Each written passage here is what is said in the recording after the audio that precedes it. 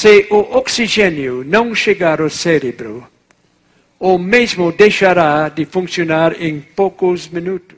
Enquanto um bebê não começar a respirar, não pode ter lugar na existência humana independentemente.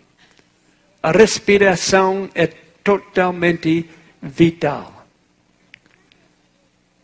Apocalipse 2:7, falando do Espírito Santo, disse: quem tem ouvidos, ouça o que o Espírito diz às igrejas. Em Gênesis 2:7, nós temos a história da criação humana. Deus formou o corpo da terra. Eu li uma história outro dia. É uma comparação. Disse que uns cientistas disseram para Deus: nós não precisamos de ti. Nós podemos fazer todas as coisas. Nós temos feito maravilhosas coisas com a ciência e precisamos só um pouco mais de conhecimento e vamos poder criar a vida. Então, disse, então, me mostra como vão fazer. E eles disseram, bem, vamos fazer como foi feito em primeiro lugar. E pegar um pouco de terra e começar a formar um corpo. Quando Deus diz, espera um pouco. Vocês têm que criar a terra primeiro. Essa terra não é vossa. Eu criei a terra. Mas quando Deus criou o homem, Ele já havia criado o barro, a terra. E Ele formou um corpo. E disse, Deus, formou o Senhor Deus, o homem, do pó da terra. E soprou em seus narizes o fôlego da vida. E o homem foi feito alma vivente. Um menino leu isso, disse que Deus criou o homem do pó da terra. E então ele escutou muito bem e aprendeu muito bem. E ele perguntou à sua mãe, é verdade que o homem foi feito de pó? Sim, é verdade. Mamãe, é verdade depois de o homem morrer, ele volta a ser pó? Disse, também é verdade. Então, mamãe, olha embaixo da cama, alguém está ou chegando ou saindo. Tinha muito pó. Mas Deus criou o homem do pó da terra e soprou em seus narizes o fôlego da vida. O fôlego, a respiração é vital, é muito importante. Jó 33:4 disse, o Espírito de Deus me fez e a inspiração do Todo-Poderoso me deu a vida. É o Espírito, o fôlego. Salmo 104:30, envias o teu Espírito e são criados. Aqui a palavra Espírito quer dizer o ar. Porque na língua grega, Espírito e vento e ar é a mesma palavra. Salmo 33:6 diz, pela palavra do Senhor foram feitos os céus e todo o exército deles pelo Espírito da sua boca. Espírito e ar, a mesma palavra. Jó 27:3. Enquanto em mim houver alento e o sopro de Deus no meu nariz. Precisa de sopro de Deus, esta respiração, esse ar. E a Bíblia nos ensina que o Espírito Santo é o fôlego da vida espiritual da alma. Como para o corpo subsistir e viver, precisa de ar. Para o cristão viver espiritualmente, precisa do Espírito Santo.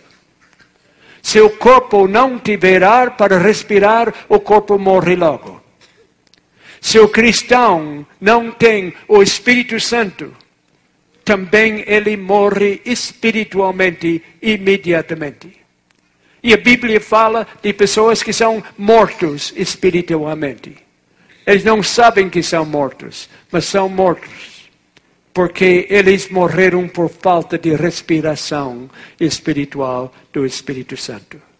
Como o oxigênio que dá vida, purifica e concede energia para cada célula do corpo, assim o fôlego de Deus concede o poder de Cristo aos nossos mais íntimos pensamentos e sentimentos e purifica-os para o seu serviço. O Espírito Santo não é uma coisa opcional para o cristão. É uma coisa totalmente necessária. Atos 17 e 28 fala, nele vivemos, nós movemos e existimos. Não podemos viver, nem mover-nos, nem existir sem o Espírito Santo. Agora uma pergunta, ou várias perguntas. Uma pergunta, as Escrituras são inspiradas? Antes de dizer sim ou não, eu vou tomar alguns mais passos em perguntas. Eu pergunto, as Escrituras sagradas são inspiradas totalmente? Vamos um pouco além disso. Ou são inspiradas só em determinadas partes? Muitos teólogos hoje dizem que tem certas partes da Bíblia que não são inspiradas. Certas partes que foram escritos pelos profetas, mas sem ser inspirados por Deus. A palavra de Deus encontra-se na Bíblia, dizem alguns teólogos. Eu ouvi isso até dentro da igreja, às vezes. A palavra de Deus encontra-se na Bíblia, mas a Bíblia não é a palavra de Deus como um todo. Dizem que a Bíblia não é a palavra de Deus, mas contém a palavra de Deus. Será que isso é a verdade? A Bíblia contém a palavra de Deus, mas não é a palavra de Deus. Agora vamos chegar a um ponto mais sensível ainda. Eu não sei quantos teólogos temos aqui, mas pode ser alguns vão desconcordar comigo, isso não importa. Eu aprendi muitos anos de viver com pessoas que não concordam comigo. Mas eu tenho que falar o que eu creio. Não me iam respeitar se eu falasse uma coisa que não acredito. A Bíblia é a própria testemunha da sua própria inspiração. Não são os teólogos nem os inteligentes e sábios que podem responder às perguntas e explicar a inspiração da Bíblia. Temos que deixar a Bíblia falar para si mesmo. A Bíblia refere-se a si própria como a palavra de Deus. E por isso, por esse título, é diferente do que todos os outros livros. Outros livros podem ser chamados inspirados no sentido de inspirar o leitor. Mas a Bíblia é diferente. A Bíblia é totalmente diferente no que se refere à sua inspiração. 2 Timóteo 3,16 diz toda a Escritura. Aqui não tem exceção. Toda Escritura divinamente inspirada e proveitosa para ensinar, para redarguir, para corrigir, para instruir em justiça, para que o homem de Deus seja perfeito e perfeitamente instruído para toda boa obra. Disse aqui que toda a Escritura é divinamente inspirada. E quando fala em Escritura, usa uma palavra grega, grafé, de onde tiramos a palavra gráfica. A Bíblia é referido a grafé, a gráfica, tudo que foi escrito. A Bíblia diz que tudo que foi escrito pelos profetas é inspirado. Está traduzido Escritura em português, mas no original é grafé. Depois vem a outra palavra, inspirado.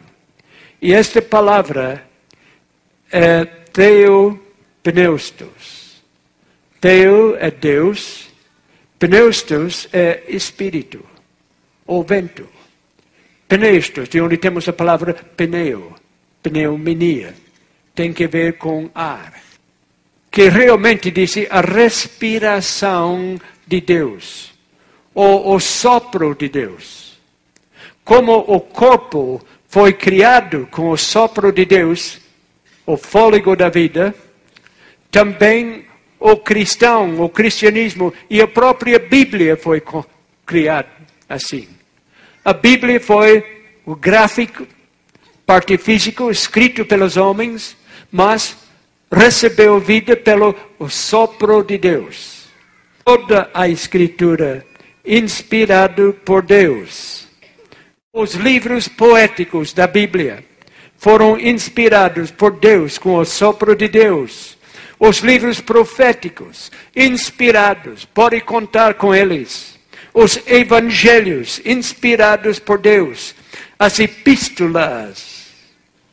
Alguém perguntou, o que são as epístolas? Ah, professora, eu sei. Então fala, menina, o que são? Ele disse, as epístolas são as esposas dos apóstolos.